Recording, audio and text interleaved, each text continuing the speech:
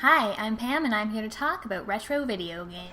This is bad. Listen, you have to get there. Mulder may not have much time left. First go to Rauch's house, and then on to the secret base. This fax.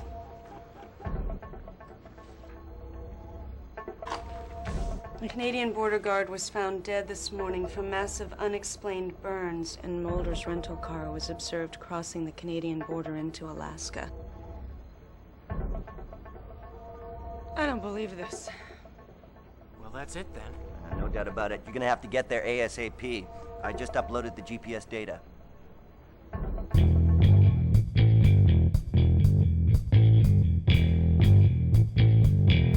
For this week's review, I'm going for something topical. With the X-Files returning to television at the end of January, I thought it would be a good time to replay the original tie-in game. It's the X-Files game.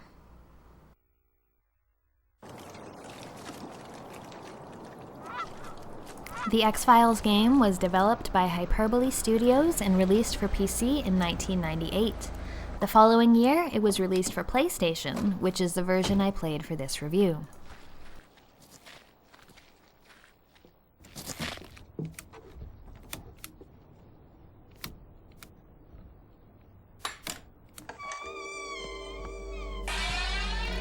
The game is a point-and-click adventure that uses full-motion video, so it's a bit like an interactive movie.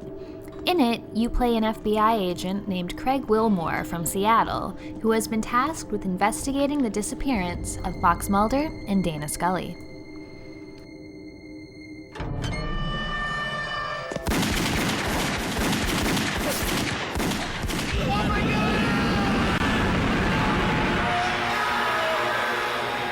Unfortunately, you don't get to play as either Scully or Mulder. Though Gillian Anderson and David Duchovny do appear in the game, they were pretty busy around the time it was made, as they were just about to start filming the first X-Files movie, Fight the Future. So, the game focuses on their disappearance as a way to explain their limited screen time. Though the show's leads are absent for much of the game, it does feature other characters from the show, like Stephen Williams as X, the lone gunman, and with the biggest role in the game, Mitch Pileggi as Assistant Director Skinner. This is Assistant Director Skinner. Agent Wilmore. Sir?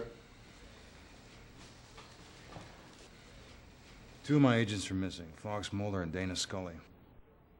It's Skinner who originally tasks you with finding Mulder and Scully and accompanies you on the first leg of your investigation.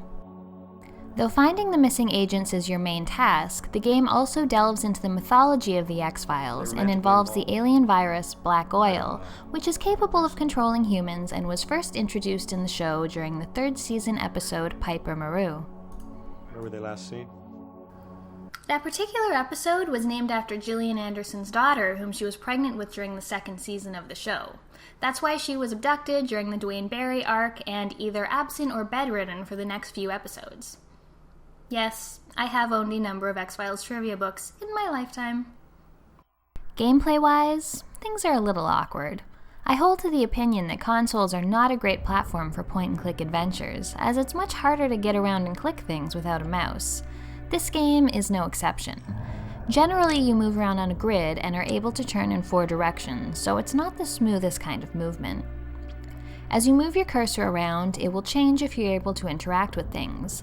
There's a use icon for things like turning on computers and opening doors, a look icon to examine things, and a talk icon which lets you converse with the other characters.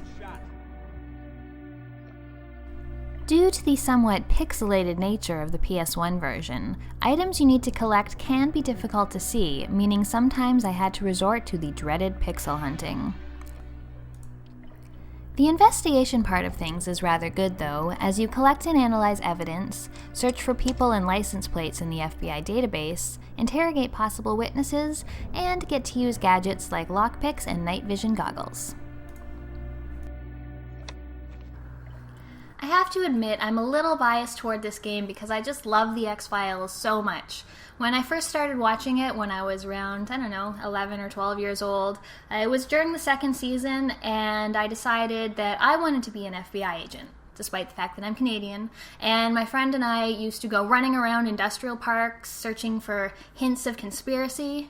What kind of conspiracy we thought we were going to find in an industrial park, I'm not sure.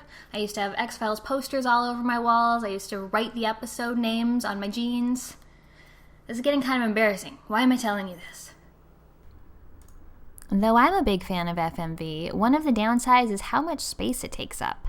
The game, which is only a few hours long, is split over 4 discs. Luckily, disc swapping is minimal aside from what's done as you progress through the game. The PC version has 7 discs, which is even crazier, though that version does look much nicer. Are you Dana Scully?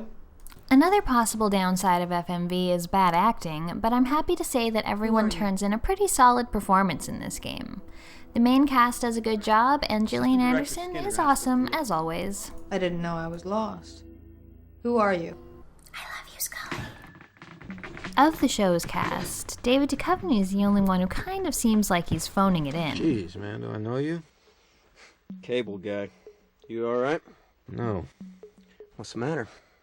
My foot's gone to sleep. There are also some corny death sequences, but aside from those, the acting is pretty good. Agent Wilmore, FBI. Funny, I took you for a spook. Speaking of deaths, the game does have some action. There are a few sequences where you need to draw your gun and be ready to shoot some baddies. In fact, depending on how you play, Agent Wilmore can be quite trigger-happy. The control scheme on the PS1 makes aiming a bit awkward and slow, but it's not too bad. One thing I particularly like is that there are a number of scenes that you can see when you lose the game, by dying or other means.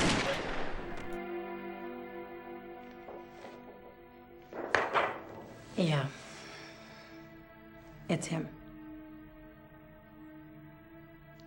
Thank you. Your choices in-game can affect it to some extent.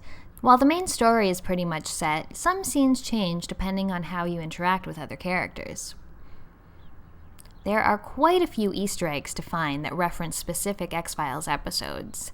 The Keystone Cops repeats on any television you switch on, a reference to one of my favorite episodes, Syzygy. There are actually a ton of references to that particular episode. You interrogate a man named James Wong, named after one of the series' main writers and producers. You find Hell Money, a pamphlet about Sophie the Gorilla, a Morley cigarette, and a copy of Jose Chung's From Outer Space. If you're an avid fan of the first few seasons, there will likely be a lot of nice little references for you, especially related to the names of people and places you visit. The X-Files is not the most mechanically sound game I've ever played, but it does capture the feel and atmosphere of the show pretty well. While it's not a great game, it is a good tie-in, in a generation where games based on movies and TV shows tended to be half-assed attempts to cash in. I'd mostly recommend this game to fans of the show or of the FMV genre. If you're looking to pick up a copy for yourself, it's not expensive. You should be able to get it for only $10 or so. However, based on experience, it's not that easy to find out in the wild. What's the matter with you?